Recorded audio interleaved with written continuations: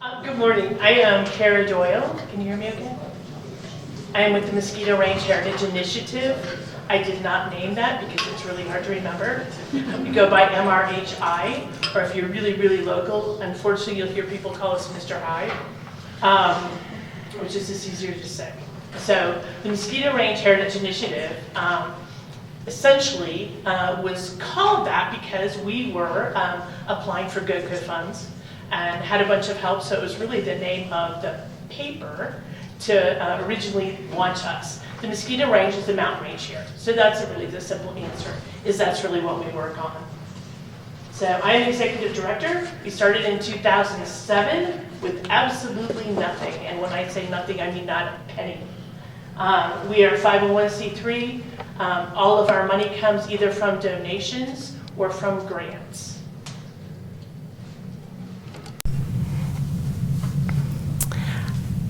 This is a spectacular area. So when you talked about people and places, to me it was a perfect fit. So we're talking about how gorgeous our area is and how special it is. And I just wonder how many of you moved here with the mountains making some difference in your decision. Yeah. Pretty spectacular place.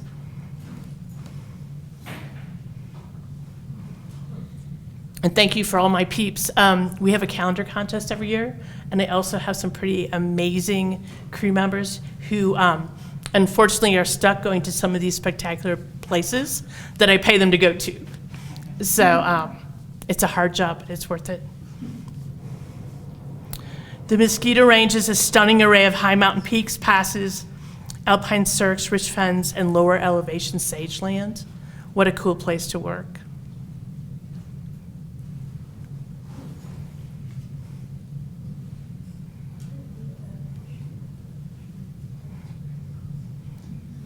Largely due to the unusual hydrology and geology.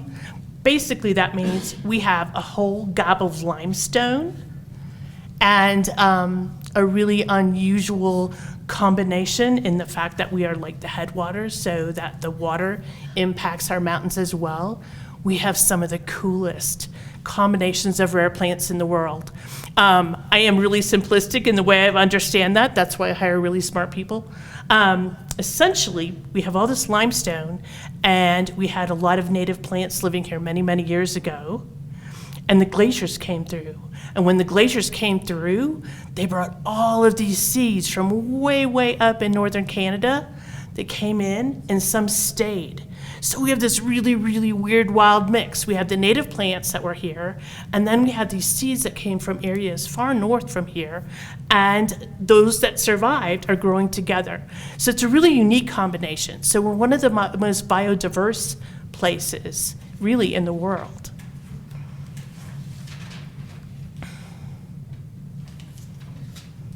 And yeah, I do have people say, do you really pay me for this? This would be a good work site for us. In this spectacular and fragile place, it's critical our community understand, contribute knowledge and ideas, and be part of our effort. We need the community to care as much about these mountains as we do in order to preserve them, in order to make decisions about them, in order to be involved in what happens to them. And that's really what we try to do in empowering the community.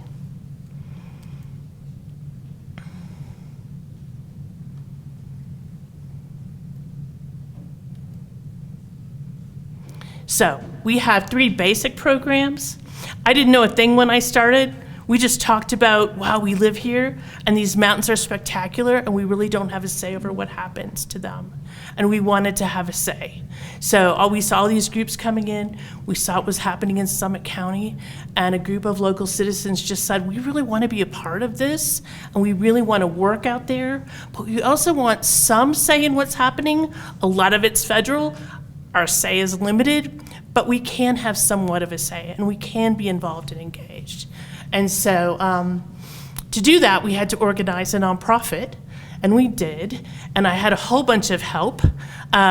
We had 40 different organizations that joined us. We were guided largely by the Trust for Public Land. What I didn't know is when they wrote the plan, essentially what they said was, we're going to do everything that has to do with the mountains. That was kind of big, and I would have objected to that if I had known more at the time. So essentially our mission is to take care of everything that involves the Mosquito Range. So obviously we're tiny, and this is a small rural community that doesn't have a whole ton of money, so we had to narrow it down. So this is basically where we focus. I don't know why there are question marks there, though. It could have been 11:30 last night. We do conservation, resource conservation. We do a lot of education, because I think if you know more, you can do more and you can have more of a say. And then we also protect the land. So we work on land conservation programs. And I'm going to walk you through that a little bit. So to conserve, is that window in all of them? Yes, it is. I don't know how to fix that. So our conservation program, essentially we have a rare alpine and native plant program. We have trail and habitat stewardship, and we also do a lot of volunteer projects. So we would love to see you come out and help us. For our plants, I just mentioned we had this really cool, unique combination of plants. What we do is we go out and we search for a list that the federal government gives us. So basically the Forest Service here, if you know Sheila Lamb, she's an amazing expert on rare plants, and she helps us create a list based on what the federal list of rare alpine plants is, and we go out and look for them. So some are ones we know where they are, we go back, we check them. So are people hiking on them? Are they driving on them? Is the climate changing where they might grow in different areas? What can we find? And then we look for new plants that we know should live here, but nobody's seen in a really, really long time. And we also then document them. So we use GIS technology, we map them and document them, and we submit that information to the groups that track all of the rare alpine plants in our area. So the Colorado Natural Heritage Program is one of the big ones. U.S. Fish and Wildlife Service, the Bureau of Land Management, and the Forest Service all work together for the rare alpine plants in our area. And that's who gets our information. Our crews are pretty amazing. They're crazy. It's a weird mix of personalities. I need super detailed people, super fussy detail people, because some of the plants might be an inch or 2 inches tall. It might take 2 hours to hike to them, though. So they need to be fit. They need to look at these really tiny little bits of detail, and you also need to get along on the way. So you got to have people who are fun and engaging and interesting, but also have those other skill sets. I do find that I'm having people in trouble this year because they, if you have fit people who love mountains, they recreate and then they get hurt. So I'm looking for fit people to work for me who don't do any recreation. So if you know of anybody, I have too many hikers and mountain bikers. But literally it can take 2 hours to hike there. And it might be at 13 or 14,000 feet. So they're tough and they're smart. And so that's what they're doing, is they're mapping out plants, they're documenting what they're finding. Then we're doing this in GIS as well, and then submitting this data. We also have stewardship crews. So we've had a trail crew working all summer long, and is continuing to work. They are working with the Forest Service on a daily basis. But we also try to work not just with the federal government, because we don't want the money just to go there. We want it to go to our community. So we work with the town of Fairplay. We work with the town of Alma. Sometimes we get requests from private property owners and saying, like, do we have any rare plants here? Do we have native plants? Or, how can we learn more? We work on noxious weed programs with the homeowners associations in the area. Because if you have noxious weeds growing, those are eventually going to go up to these high alpine areas. They'll kill our plants. They'll kill our native plants and our rare plants. If you know all the really cool, pretty daisies growing everywhere in town, super bad, please pull them. They're not daisies. They're a false chamomile. They're killing our native plants. This county building is one of the best examples you'll find of a mass load of noxious weeds growing out front that look like really pretty daisies, but if you'll notice, it's all that's growing, and that's why. Because they go into the soil and they kill the other native plants. So our trail crews are working throughout the county. It's probably the most area we've ever covered. We're working on 3 different ADA accessible trails because we want our area to be more accessible for folks of different abilities to be able to get out on our trails. We also do a lot of habitat restoration when we're out there. We want to take care of the river corridors and the creeks because that's where our water comes from. So we do that too. You'd be amazed the things we see. I don't know if you can see the arrow, what I'm pointing to, but it's a car upside down. This is in Mosquito Gulch, actually at a NOLA event.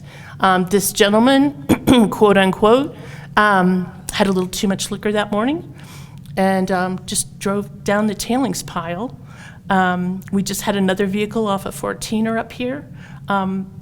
You'd be amazed at what people do. We took about 3 days to clean up a site. We had so much lumber, we had to bring in extra trucks. They brought that much lumber. They had built their own outhouse. There was garbage everywhere, bags and bags and bags. It took multiple trucks to clean it out. So it's sad sometimes what people do, but we try to fix it. Yes, sir. Kara, do you have distinct boundaries? Because I can think of districts like the ski areas up north, the mining areas in the middle, and more wilderness areas to the south. What are the boundaries? It's a good idea. We did, but in fact, our last board meeting, we talked about it. So essentially our border was really Highway 9, went up to Mosquito Pass, down to Wesson Pass. But in reality, we're working down on the Terrial, we're working down outside of the Lake George area, we're doing some of the work on the South Platte. So our boundaries have extended, we're re-looking at our maps. And my board was like, oh, I don't know if we should expand, we'll have to do more work. And I'm like, we kind of already did. So we're already working on that area. So we're recreating our maps to have a better reflection of really where all we're going. So that should be forthcoming. It's hard to set boundaries here. It's just like the heritage area. Where do you start and stop? Is it this road? Is it this creek? How far do you go to say, okay, well, we're gonna stop here. We go to the top of the mountain on the Mosquito Range looking at rare plants, but then there's a rare plant just on the other side. So on the Chaffee side or on the lake side, a lot of our plants are over there too. And so that's like, well, where do you start and stop? So stopping at the top doesn't make a lot of sense to me. I want to go over to the other side. But we'll see. We're working on that. So if anyone has a brilliant idea, let me know. This would be an example of a trail project. On the left is a before and after is right with what our crew did. And we're doing that all over the county. We partner. We try to partner all over. So for conservation-specific projects, we've worked mostly with the Wildland Restoration Volunteers, Colorado Mountain Club, Colorado 14ers Association, South Park Ranger District, and also Parks and Wildlife. We built the boardwalk, thanks largely to Wildland Restoration Volunteers who are beyond amazing, and what a cool project. So that's our first ADA trail, and we've been doing some enhancements on that this year.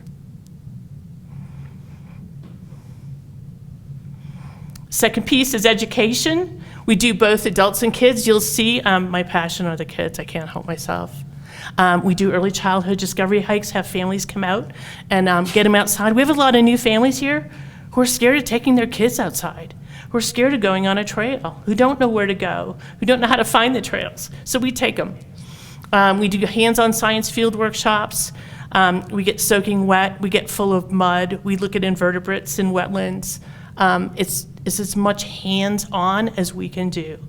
We do some school programs, but we're a lot happier if we're out on a trail, which honestly is where I'd rather be talking to you. I'm more comfortable out there and taking you and showing you some of these amazing places. We do special nature events. We have tea parties. We have cocoa and look at the stars. We try to come up with all the ways we can show families about our mountains. The theory is if kids are out there and they're passionate and they're excited and learning more than just in a book, and if we can get them out there, hopefully as they grow, they'll continue to be passionate and we'll have people to take care of these mountains for years to come.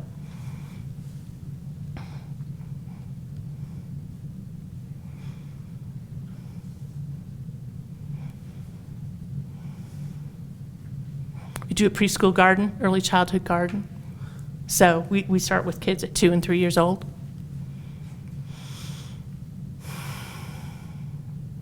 On the left is the little guy in the bag. We put kids in garbage bags, but we give them a hole for the face. It's called Hug-a-Tree. It's how to stay safe in the woods and how not to get lost.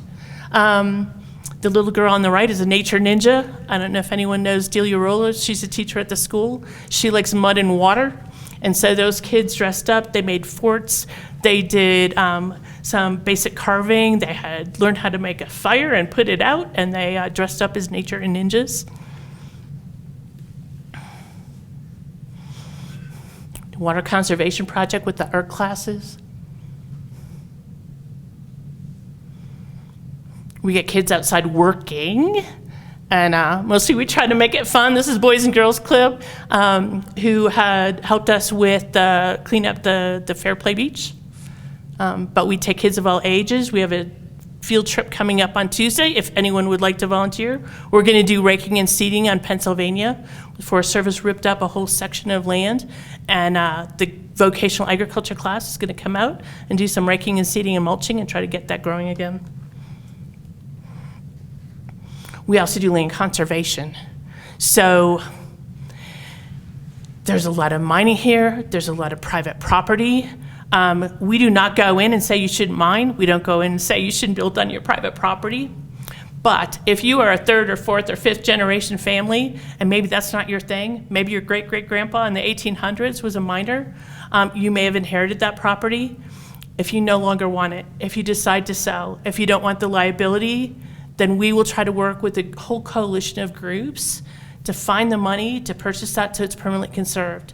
It might just be putting a conservation easement on your property, or it might be actually purchasing it, or even better, donating it, and then having it permanently conserved. And we're working on a program to honor those families that do that.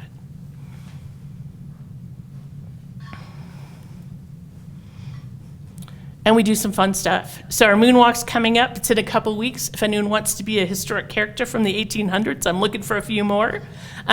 We go to the Alma Cemetery and at night on September 30th and have people dressed up and playing the roles of folks who lived in the 1800s. Super fun evening. So we guide you around. We have cookies and cocoa and learn a little bit more about our area back in the 1800s. We do hikes, we do social mountain biking, we have a poker ride next Saturday, so it's a mountain bike ride. It's partly to get people out, but even more so, mountain bike riding has a really bad startle effect on wildlife.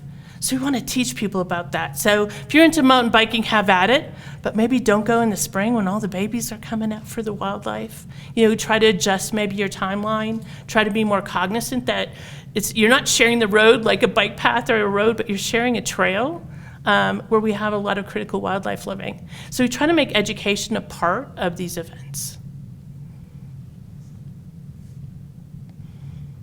It's a poker ski. We also do classes on Nordic skiing for folks who want to just start getting out. We're so grateful to all our funders. South Park National Heritage is one of our funders, and we thank them. Park County, where we work with the Land and Water Trust Fund, BGV Gives, the Summit Foundation, and I don't even have everyone up there. We also have people who donate and become members, and that all contributes to us being able to do all of this work here.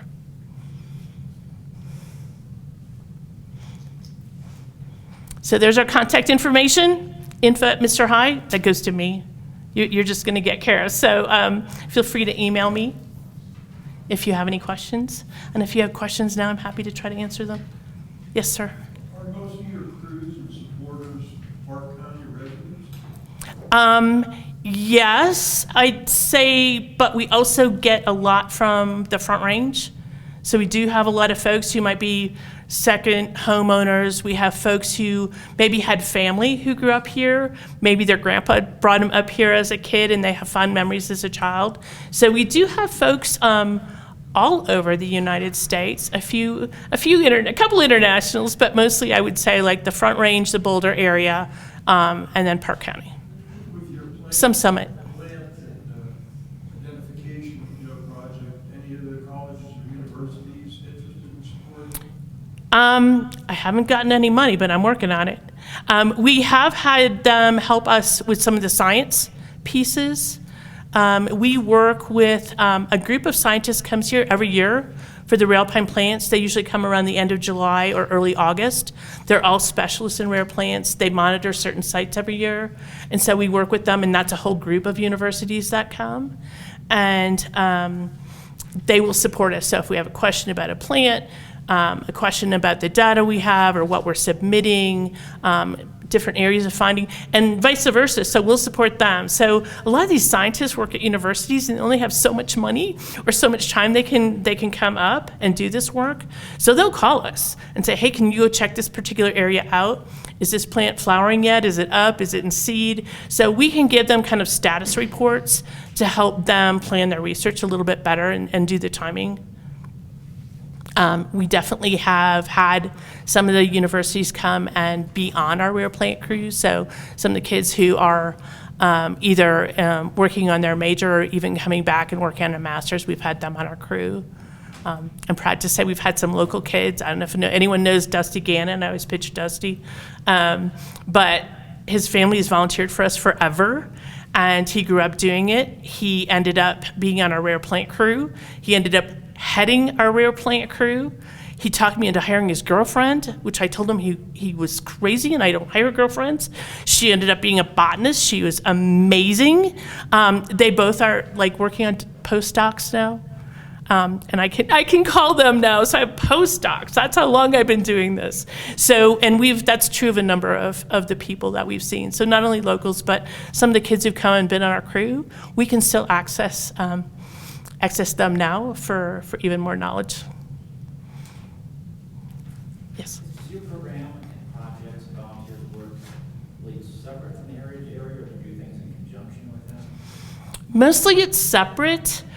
We have done a lot of projects with the heritage area in the past. Right now, they're not doing a whole lot in terms of like on-the-ground conservation work.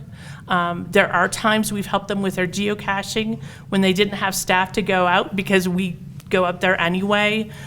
We have helped with trails. We help with some historic buildings. I think we worked on one with the Terry Hall. We've helped with the Paris Mill with a few of their things. But mostly we're taking the conservation piece and mostly they take the heritage piece. But they can call us. Yes, Andy?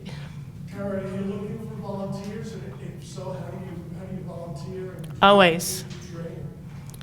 train? Depends what you're volunteering for. So I certainly could use more people to help me organize. This is getting, so we have just suddenly, like I shouldn't say suddenly, I've worked since 2007. We have really exploded. We're a lot bigger than we were and we're handling a lot more projects. And so it takes a while to grow the staff to do that and all the funding.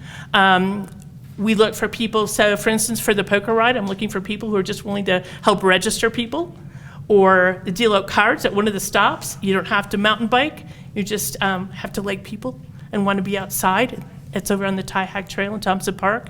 The Moonwalk, as I mentioned, historic characters we're looking for. Guides, if you're really good at parking cars, that would help too. Set up, clean up. Trail work, so like Tuesday would be raking and seeding and helping high school students do a good job out there and spreading mulch. So we have kind of a weird wide mix. So it depends what you want to do. You might want to help with a kids education project and be up to your knees in mud and water. That's also an option. But you can email me at info@Mr. High, or you can just give me your name and number here and we can chat about what you might like to do. Any questions? Thank you all so much.